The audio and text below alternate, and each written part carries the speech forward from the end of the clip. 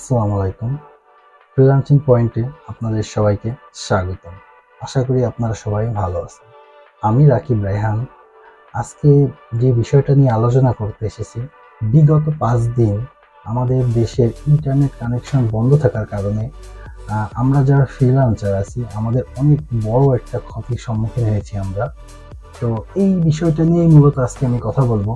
আর তার আগে একটা কথা বলে নিই, আজকে আমার ফার্স্ট ভিডিও। সবাই আমাকে সাপোর্ট করবেন। তো কথা না বাড়িয়ে সরাসরি চলে আসি আমাদের মেন টপিকসে। আসলে 5 দিন ইন্টারনেট বন্ধ থাকার কারণে আমাদের দেশের অনেক ক্ষতি হয়েছে। তার ভিতরে সবথেকে বড় ক্ষতির সম্মুখীন হয়েছি আমরা যারা ফ্রিল্যান্সার আছি তারা। আসলে দেখা যাচ্ছে যে বাংলাদেশের প্রায় 80% ফ্রিল্যান্সারদের জব চলে গেছে। তো আসলে এখানে আমাদের কিছুই করার নাই। তবে আপনারা যে কাজটা করতে পারেন, যে আপনাদের যে ক্লায়েন্ট আছে আপনারা তাদেরকে নক দিতে পারেন। অবশ্য এতেও কোনো লাভ হচ্ছে না, কারণ যে ক্লায়েন্টরা আপনাদের কাজ দিয়েছিল বা আমাদের কাজ দিয়েছে, এমন ক্লায়েন্ট যখন আমাদের অনলাইনে পাই নাই, অফলাইন ছিলাম আমরা, অনেকবার মেসেজ করছে, আমরা কোনো রিপ্লাই করতে পারি নাই। তো তারা অন্য কোনো ফ্রিল্যান্সারদের হায়ার করছে, তাদেরকে জবটা দিয়ে দিছে। আর এমতো অবস্থায় তারা ওই জবটা আমাদের আর দিতে পারতেছে না। হয়তো কোনো ক্লায়েন্ট রিপ্লাই করতেছে যে হ্যাঁ আমি বুঝতে পারছি তোমার কারেন্ট সিচুয়েশন, বাট আমি অলরেডি কাউকে দিয়ে দিছি কাজটা। তো তারপরেও আপনারা আপনাদের ক্লায়েন্ট যারা চলে গেছে তাদেরকে নক দিবেন, আপনার কারেন্ট সিচুয়েশন, আপনার দেশের পরিস্থিতির কথা তাকে ভালো করে বুঝাবেন, যাতে পরবর্তীতে সে তার কোনো কাজ থাকলে যাতে সে আপনাকে নক দেয়। আসলে আপনি যদি আপনার ক্লায়েন্টকে বুঝাইতে পারেন যে বর্তমান আমাদের বাংলাদেশের সিচুয়েশন এবং বর্তমান পরিস্থিতি সম্পর্কে, আশা করি সে বুঝবে এবং আপনাকে ভালো নজরে দেখবে। হয়তো এই জবটা আপনি হারিয়ে ফেলছেন, এটা আর পাবেন না, তবে পরবর্তীতে ওই ক্লায়েন্টের কাছ থেকেও আপনার জব পাওয়ার একটা আশা থাকতে পারে। তো এতটুকুই আসলে, যে ক্ষতিটা হয়েছে এটা কোনোভাবেই মানা যায় না, বা এর ক্ষতিপূরণ সম্ভব না। কারণ একজন ফ্রিল্যান্সার একদিনে ফ্রিল্যান্সার হয় না, সে অনেক দিন অনেক ধৈর্যের পরীক্ষা দিয়ে আজ এই পর্যায়ে আসে।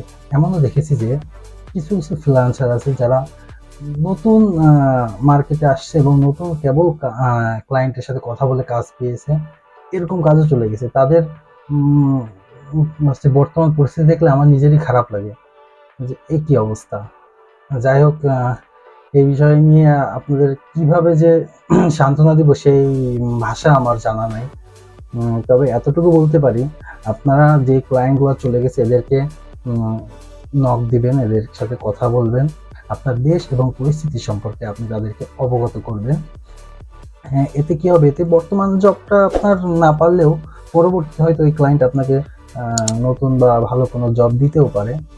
তো আর বর্তমানে যে ক্লায়েন্টগুলো আছে, আপনি এটা খুবই জরুরি, আপনি বর্তমান ক্লায়েন্টদের অবশ্যই বাংলাদেশের বর্তমান সিচুয়েশন এবং পরিস্থিতি সম্পর্কে অবগত করবেন। কারণ আসলে বলা যাচ্ছে না, হয়তো আবারও এই সমস্যা হতে পারে, আবারও ইন্টারনেট চলে যেতে পারে, না থাকতে পারে। তো সেই ক্ষেত্রে যদি আপনার আগে থেকে জানানো থাকে, সেই ক্লায়েন্ট হয়তো আপনার জন্য অপেক্ষা করবে। আপনার ক্লায়েন্টকে বুঝাবেন যদি এরকম সমস্যা হয় এবং আমি আবারও অনলাইনে না আসতে পারি, সেই ক্ষেত্রে আপনার টেনশন করার কোনো কারণ নাই। আমি যখন অনলাইনে আসবো আমি আপনার কাজটি এক্সট্রা টাইম সার্ভিস দিয়ে পুষিয়ে দেবো এবং পারফেক্টভাবে করে দেওয়ার ট্রাই করব। তো যদি আমাদের বাংলাদেশে আবার এরকম কোনো সমস্যা হয় যে নেট না থাকে, সেক্ষেত্রে আপনার কোনো ভয় পাওয়ার কারণ নাই। আমি এক্সট্রা বেশি টাইম সার্ভিস দিয়ে আপনার এই কাজটি আমি করে দেবো। এরকমভাবে যদি আপনারা ক্লায়েন্টকে বুঝাইতে পারেন, আমি আশা করি ক্লায়েন্টরা বুঝবে। কারণ আপওয়ার্ক বা ফাইবারে যে ধরনের ক্লায়েন্ট আছে সবাই খুব ফ্রেন্ডলি ক্লায়েন্ট, যাদের সাথে কথা বলার মাধ্যমে অনেক কিছু শেয়ার করা সম্ভব। তো আপনারা এইভাবে আপনাকে ক্লায়েন্টদের একটু ম্যানেজ করে নিতে হবে। আর এই আমার এই ভিডিওটা অবশ্যই রাজনৈতিক ইস্যু নিয়ে না বা রাজনৈতিক কোনো বিষয় নিয়ে না। আমার ভিডিওটা শুধুমাত্র ফ্রিল্যান্সারদের জন্য, যারা অলরেডি অনেক সমস্যায় পড়েছে ইন্টারনেট না থাকার কারণে, বা পরবর্তী যদি এরকম সমস্যা হয়, তারা অনেক সমস্যায় পড়তে পারে। যার কারণে যেহেতু আমাদের দেশে এরকম সমস্যা হতে পারে বা হয়েছে, তো আমাদের এটা মাথায় রেখেই কাজ করতে হবে। আরেকটা বিষয় সেটি হচ্ছে ফাইবার ইউজারদের জন্য আপনারা যারা এই 5 দিন অফলাইনে থাকার কারণে আপনাদের ইমপ্রেশন কমে গেছে, ক্লিক কমে গেছে, আপনারা ফাইবার সাপোর্টে নক দিতে পারেন। এতে করে দেখা যাবে কি ফাইবার কোম্পানি থেকে আপনার ওইটা রিসেট করে দেবে এবং পুনরায় আগের মতো হয়ে যাবে। তো আপনারা যারা ফাইবার ইউজ করেন, ফাইবার থেকে ফ্রিল্যান্সিং করতেছেন, তারা অবশ্যই ফাইবারের সাপোর্টে যোগাযোগ করবেন এবং আপনার বর্তমান পরিস্থিতির কথা বুঝিয়ে বলবেন। আসলে এই বিষয়টা নিয়ে আর কিছুই বলার নাই। সবার একটু সাবধান থাকতে হবে এবং পরবর্তীতে আবার এরকম সমস্যা হতে পারে, এরকম বিষয়টা মাথায় রেখে পরবর্তী কদম ফেলতে হবে। আশা করি সবাই বুঝতে পেরেছেন আমি কি বলতে চাইছি। তো আজ এই ভিডিওটি আর বেশি বড় বানাবো না। সবাই ভালো থাকেন, সুস্থ থাকেন এবং আমার এই চ্যানেলটিতে সাবস্ক্রাইব করেন এবং শেয়ার করেন, আমার পাশেই থাকেন। ধন্যবাদ সবাইকে।